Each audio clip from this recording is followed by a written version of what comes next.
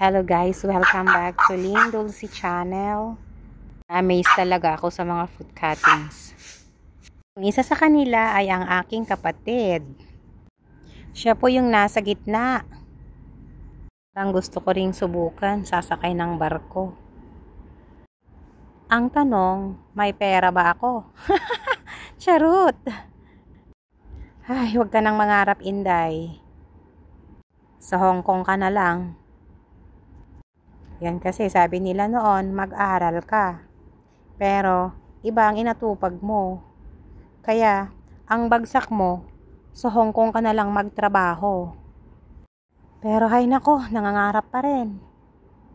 Kahit dishwasher lang sa barko, ano? Ay, nangarap ka na naman, Inday. Charot.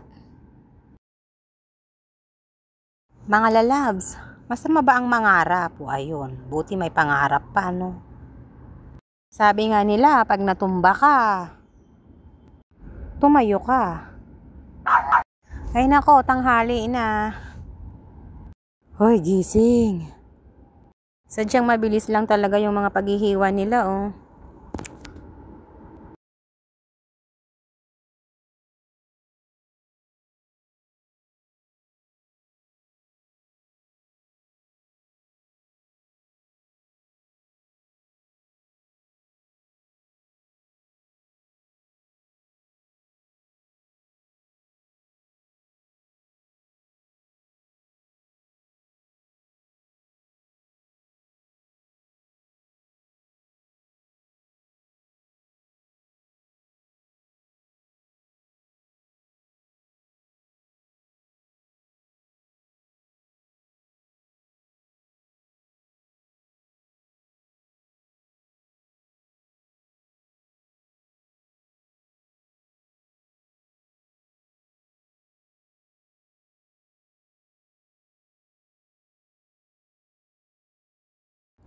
Ayan o, natapos na nila. Wow, napakaganda ng mga outcomes. Wow.